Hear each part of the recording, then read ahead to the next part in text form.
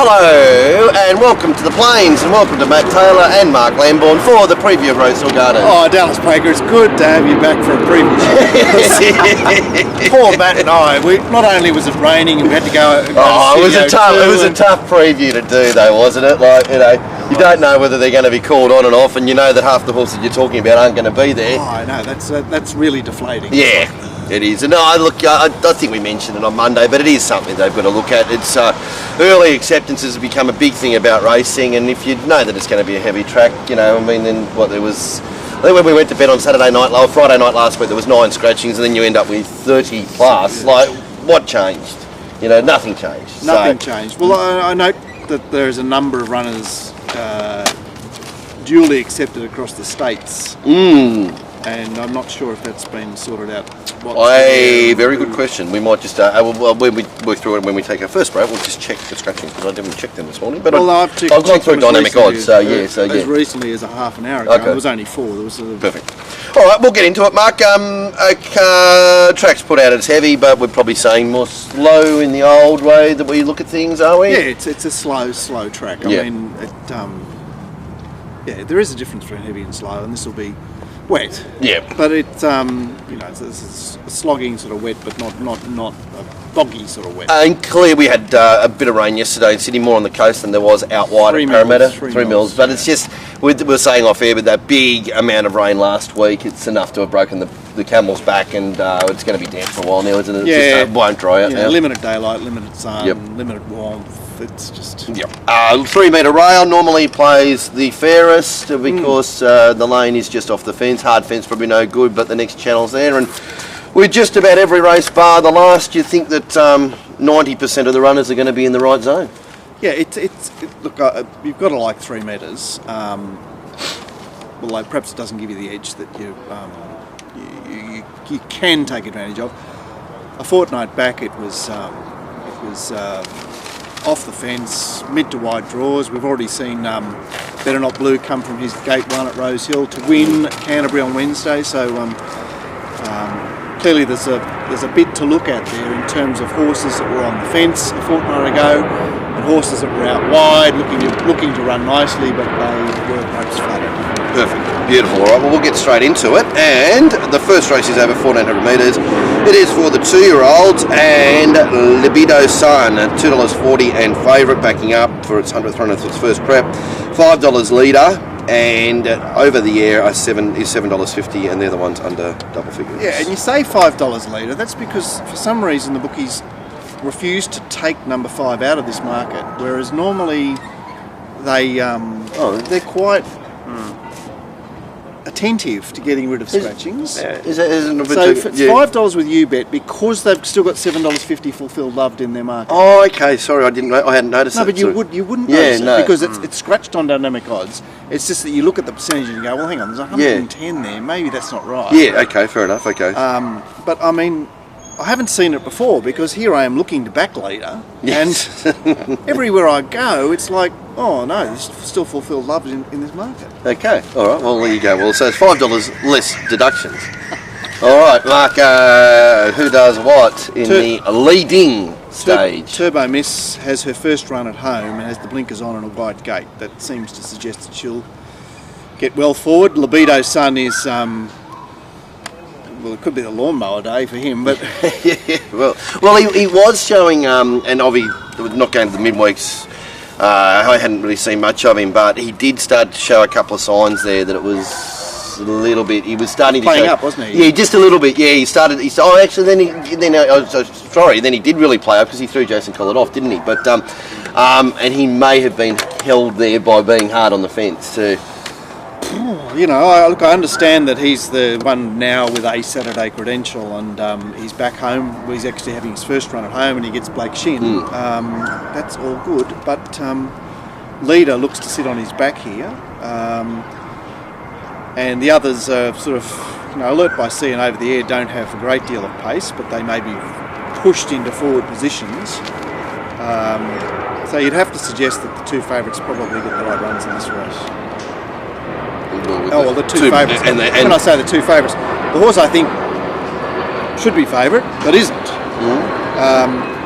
in the sense that Lido ran 7-4 against Libido Sun. I took 20s Libido Sun that day. Started 9s. So 7-4 V9s. Lido is now second up, second prep. Gets H Bowman. Yep. So I said three from one here, but apparently they backed Libido Sun.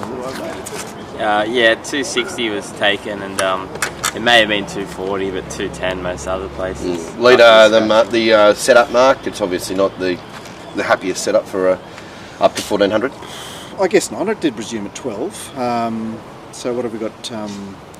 24 days. 24 days. Yeah. It's 2-year-old. 2-year-old. So not as much. Okay, there you go. There's Marks. There's what's Three Max? from one. Four Electric Tribute, who is an improving provincial horse. Managed to reel them in down the outside at Kembla last time. And 8 Alert by Sea, also last start Kembla winner, but got a perfect run on a day where the fence was working okay. I'm having 4 units on number 1 and 3 units on number 3. Matthew. Yeah, look, I'm happy to oppose Libido Sun at the price. I've gone searching a little bit wide. Alert by Sea, I thought has done pretty well. They did pretty well, especially last start at was it at Kembla? I think kicked on really well. 1400 looks good. Awareness, mate. And, awareness is lacking in society. Yeah. You know, I took $15. I think that's a fair bet. Turbo Miss actually impressed me the way it went to the front and the heavy 10 at Kembla and kept kicking on. Only got out wide real late. So I'm a little bit over these Libido Suns and the Lido. Lido sort of had that nice run on Saturday and another Saturday. Wednesday run the second. Do you think it's a good signal for Libido Sun's assessment from the stable about how Waller's running it like this? It's sort of like we'll just keep going and going and going because we know we don't really have much next time to look forward to. Well, exactly, and they're not. And as an owner, you'd just be filling up, 15,000, 20,000. Oh, you just take your opportunity now because I mean, like in 3 or 4 months' time when it'd be coming back, it'd be running in a lot harder races for a lot less or for the same amount of money. Yeah, exactly. I guess so, Dale. And also over the air as well. I'm going to have something on. I think he's doing okay. I like the form around Heartlings. So and he was a bit unlucky. So yeah, I'm going 2 units Alert by Sea, 2 units Turbo Miss, and 3 units over the air. And I'm just sort of playing away from the favourites there. Beautiful. All right. Well, the favourites are certainly tied together, so they are a break from each other. Tied together, and like I found a lot of the things in the cards. While there's pushes for horses, there's also a lot of pulls. And I mean, one thing I don't like about Leader, obviously, is that practically a month between runs up to 1400. And Rick O'Shea, that's the play that I try to avoid. Like Rick, 2 weeks, 2 weeks, 2 weeks, stock standard for Rick, straight back. That's true. Don't go and try pulling them from outside off over cow corner on your first ball. Anyway, that's the first. Before we get into race 2, we're still going on with the race speed profiles for Brisbane. We said we'd go through. I think the Brisbane Carnival sort of off now, but it sort of confused us with the when it normally fits or whatever. We first said we were going to do the Brisbane race speed profiles. Why wouldn't you keep going? They're flying. Exactly right. Yeah, exactly. But it's normally a carnival thing, but when we worked it out at the start, I think we got the carnival wrong. So anyway, there's another 2 weeks of race speed profiles in Brisbane. You'll be able to buy all 3 for the same 125 special package, or you can buy Sydney individually, or Melbourne individually, or Brisbane individually, whatever you like. So race speed profiles, away you go for them. As I say, continuing on for Brisbane for the next 2 weeks. Race 2 is 1900 metres, and Sir Mako 650, Miss Von 380. Bankster's bonus $5 and Morris $6.50, boys. Yeah, just a bit of money. Miss Von was the one they backed. It was 480, and last I saw was about 370. So that's sort of a good couple of points. Yeah, fair little interest in Miss Von early. So Morris is back from 2200, elected not to run in the distance race last week, but looks the leader here. Isn't it funny, isn't it? The fact that he didn't run in that race is probably helps him, I don't know, because he's not poisoned by that race, in some way. Yeah. Like, it doesn't really, it means shit, but it doesn't, you know what I mean? Like, if you had seen him in that race, you just go, True enough, Dal. But he gets control and K McAvoy here, which seems all right. Bankster's bonus had doing the chasing with Miss Von underneath him.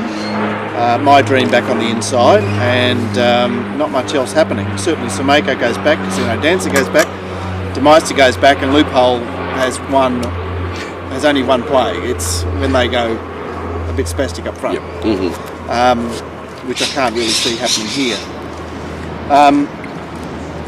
3 Miss Von looks the best of the day for me, because whilst it was a wide day a fortnight ago at Rose Hill, she wasn't entitled to sit 3 deep in the feature staying race and keep going. And she's found a nice little vein of form here at Rose Hill since having the blinkers on 2 starts back.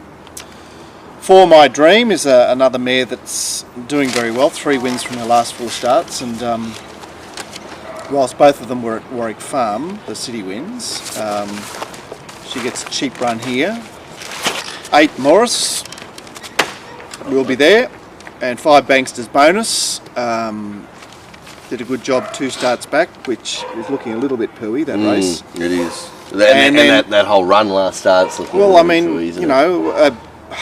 So the race, is it 3 weeks back? 3 weeks ago at Randwick, where Samako was the last man standing because the favourite, whose name just escapes me at the moment, the very unlucky runner in the race, it couldn't get a run. I think Taylor Marshall rode. I went to Melbourne, word of mouth. Word of mouth. And won, yeah. And won Samako ended up being last man standing because Bankster's bonus got off the fence way too early, and Loophole was always off the fence, so I just marked the 3 of them 10 to 1. 3, 4, 8, 5 from me. I'm having 8 units on number 3 and 2 units on number 4. Yes, it does look likeable, Miss One, doesn't it? Big go, Mark. Very big go. Yeah, look, I sort of can't disagree with any of that. I will say I thought Loophole's run was probably the run of the race. So you know what it's time for. All up him into You'll Never.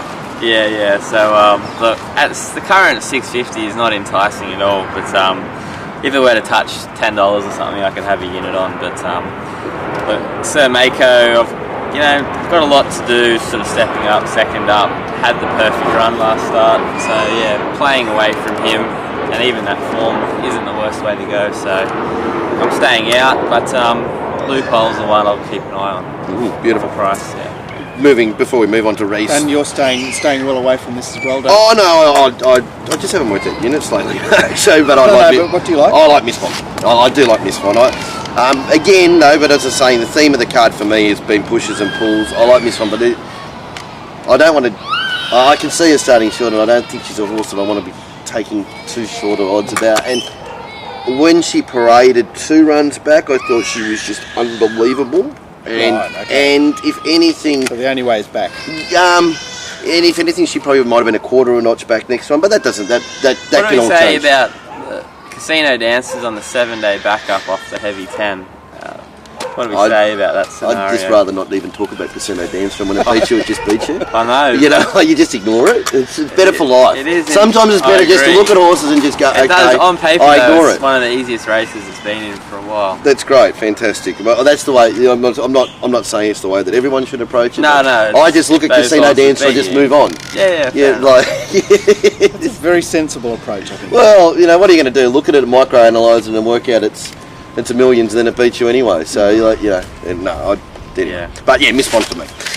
Race 3 is, before we do that, Mounting Guard, the Mounting Guard Double. It's been pretty popular and pretty good over the last few weeks. Last week, Sydney, we found plenty of winners, Matt, but the big shots sort of missed and the little shots won. So whatever that means, if you found a ton of winners, I know what you're saying. Yeah, it was it was more like your second picks one. Yeah, well, it was like Glenn and I said it, because half the time we get to the end of the day and say, how do we go? And then went down and said, he said, I'm sorry about that. She said, yeah, it was pretty hard, wasn't it? And we've gone through, no, we tipped the first winner, tipped the second winner, tipped the third winner. I said, we're about to card this and say we've had an awful day.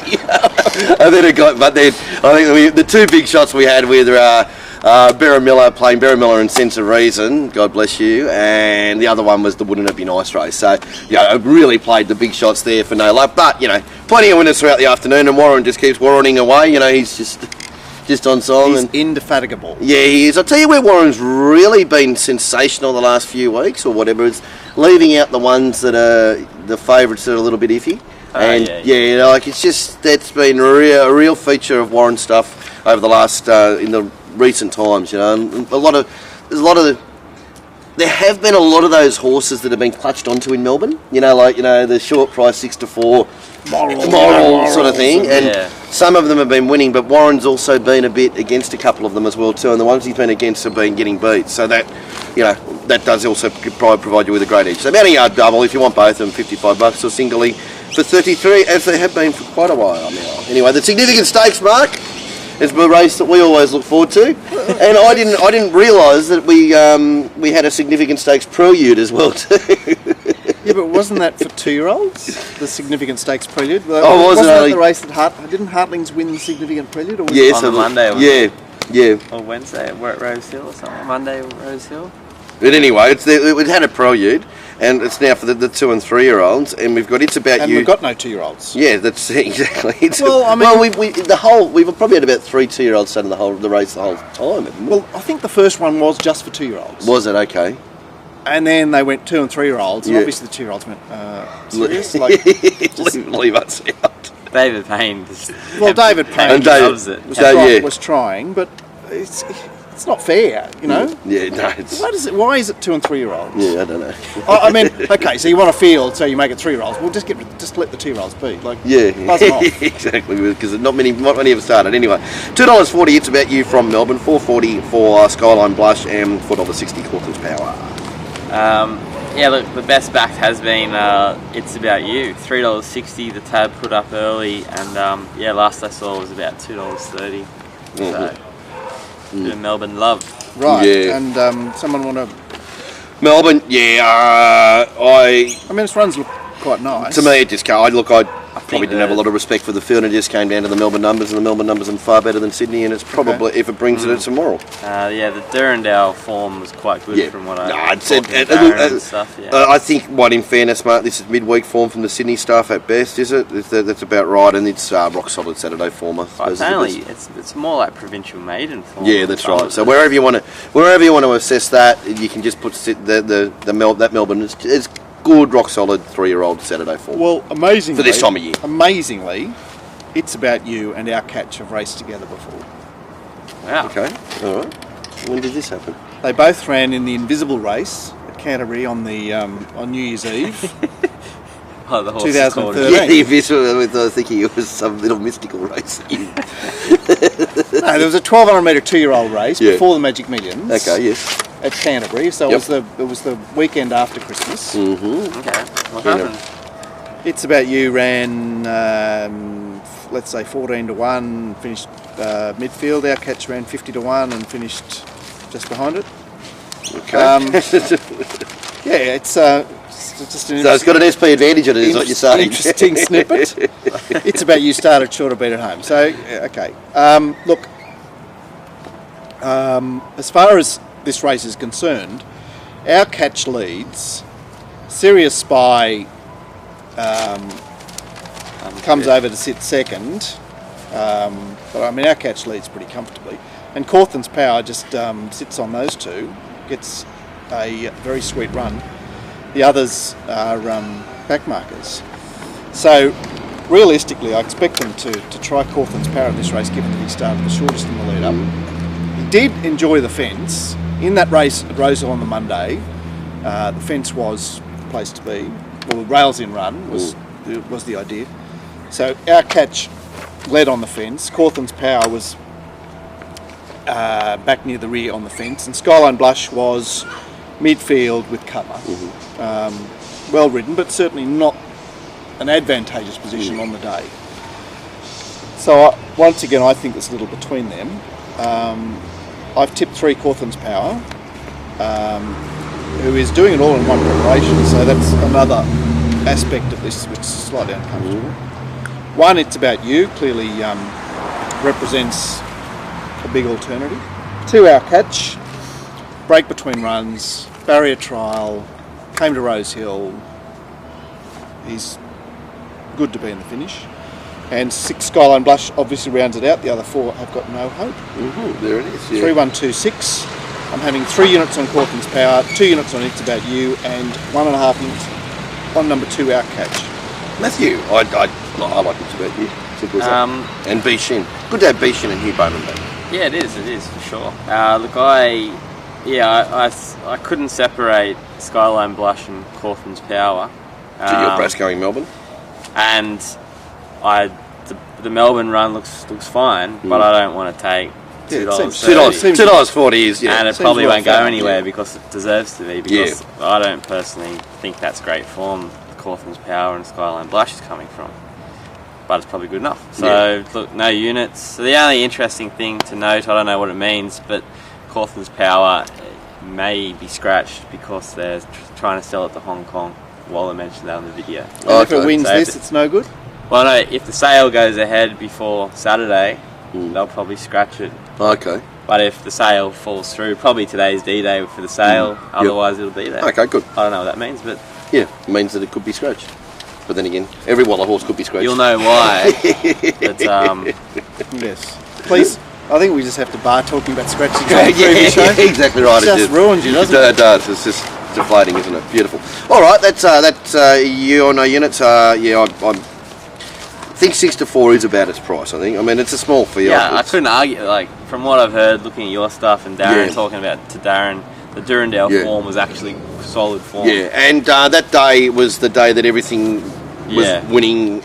Not everything. Most things were winning, getting up on the inside of Moonee Valley, and it had the race won, and it got inside. Radical came up. Yeah, it got its pants pulled by something down the inside. Sure. So it was probably in some way against the pattern of the day where it's how it's run. Definitely. So, I think 6 to 4 is about the right price. So, Mark, what is happening in your world? Oh, it's been busy as, Dale. We had Newcastle into Canterbury into 9 races at Wyong, 8 big races at Canterbury. It's been a hectic week, and I'll sleep well tomorrow night after Kembla and Rosehill. I think it's a deep card at Rosehill tomorrow, and I've got a number of points of difference that you may or may not pick up from the previous show. You may actually have to get the set. Yeah, beautiful. Well, the set actually didn't. It gives you the numbers next to them as well too. So just because you hear Mark talking about it, you're getting about a quarter of that by not having the set in front of you. So jump on the set, and of course Kembla, which is the Saturday provincials. They get spoken about, but they're normally very, very solid. Mark, if you're that way inclined. Fertile, Dal. I mean, I know there's not actually much supply when it comes to Saturday provincials. Yeah. Because you've got limited bookies, certainly earlier. But I mean, I don't know what we're going to do when we lose Bet365. It's just, I think we all have to go and. What do you mean lose Bet365? Well, one day they're just going to have to fold up because they've just done too much money. Or just change their philosophy totally. Are you naming your new kitchen the Bet365 kitchen or something? Really? I am. There's a plaque dedicated to Bet365. So there is limited supply for the Saturday provincials, and Betfair kicks in very late. But you've still got an edge there. Yeah, I think there's probably less intelligent money circulating around, isn't there? Like, it's sort of almost as the forgotten child a little bit. Isn't it? Yeah. So which gives you more opportunity. Actually, interesting. Tomorrow, Sean's not going to be there too tomorrow, which is less intelligent money in the ring, which is one less harder person to beat. Worth noting. Okay. Anyway, that goes into race 4. McDonald House Winter Cup is the feature, I suppose, of the day. Listed race, 2,400 metres. It's not the feature. The feature is race 6. Is it? Well, this is a listed race. I love Kevin Casey in the Best Bets. He said exactly the same thing. Our so-called highlight of the day. Yeah, there it is. 280 Bonfire, 240 Denshire, and 650 Dream Folk. Right. The tab bet $3.80 Bonfire. That's been taken about $3. And 15 into 12 Kapoor. Right, is it true that Luke Tarrant got fined for excessive whip use on Danshire? I think I heard that, I think it was. That horse... Okay, back from a break. Luke Tarrant, yes, I think he did get excessive. Well, look, I watched that race, and Danshire got up the inside, hit the lead, and then the second horse came out and it was just all over it, certain to go past it. Danshire has somehow fought back and just got his head out, stuck his head out on the line. excessive whip use. Excessive whip use, and you get a $300 fine or something. Like, what the fuck? Yeah. That does my head in. It's interesting, isn't it? You know. Anyway, So all right. just, do what you like, and, and then they pinch you, it doesn't matter. cop a misdemeanor, yeah. Whatever you do, don't obey the rules. Make sure you break them. This is an exciting race, isn't it? Bonfire leads Danchai. I had Kapoor sitting third, now Voodoo Prince fourth, and Dream Focus turn of him. Should mention with that Kapoor too. Once in, it's done nothing in Australia, but the one thing it has done is first run in Australia did lead in a very, very fast pace. Yeah, and that was like it ruined it. Yeah, and then it's just never been seen anywhere since. But yeah, so somewhere in it is the ability to lead. Right. Somewhere. Might have left it on the track. That's what you're excited about. Okay. But okay, so we spoke about Bonfire on Monday's show because we have Mr. Ashman. I think yeah, Nick was tipping it. Was he tipping it? Yeah, he was. 5 1,200 metre trials before it's supposed to be run. Really? I think so. Was it 5? Or there was a gap between them though, wasn't there? Wasn't there I think it was 2. There was a couple, and then 3. Okay. Yeah, I think it was March. Yeah. There was 2. Yeah, there was 2 in March, 1 in April. So there's three together, and then a 6-week break, and then at the end of May. So he had problems. Look, it's interesting that there's not too many horses have had their last start in Sydney. So Bonfire's coming from Hawkesbury, Danchai's coming from Ipswich, Kapoor's obviously coming from Melbourne, Rapanui from Hawkesbury. So we've got the 3 last start Sydney runners, Dream Folk, ran 50 to 1. Our Voodoo Prince ran in the esteemed 2 mile race. And Gosh, who is an imported mare that Waller has been struggling with. She's just had 1 run from a long enough spell. So I've said that 6 Dream Folk will do me. Off a break the other day at Rosehill. 3 our Voodoo Prince. I liked him in the 2 mile race, and he was on the fence, which helped him, but the circumstances of the race didn't help him. 1 Bonfire and 2 Danchai, both of whom obviously have great chances, and both of whom are very well found. 6, 3, 1, 2, and having 1 unit on number 6.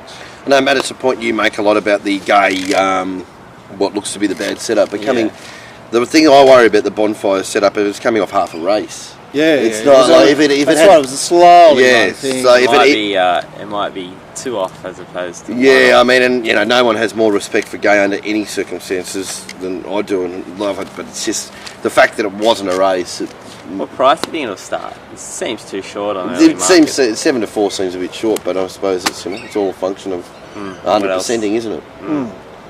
What do you think, mate? It'll start. 5 start to 2. 5 to 2. Yeah, still there it is. All right, what are you saying, Matthew? Oh, that's the bird's off. No. Oh, look, wow. You just don't know which way to turn. Danchai, recent form, but 2,400 metres is questionable with it when we last saw him in Sydney. And out of Voodoo Prince's prior run to Sensitive Occasion was probably good enough to have him there, but at the prices on offer, I can't see any value at the moment, but things will probably change Saturday. But and I don't like Bonfire at all at the current price. I definitely think if you looked at every horse's last run, I think Dream Folk's going to give you a great side. It ran home real well, 2,400 again, but it's Dream Folk. I think I find it an awful race. Yeah, perfect. All right, that's race 4. That was the Winter Cup. That was part 1.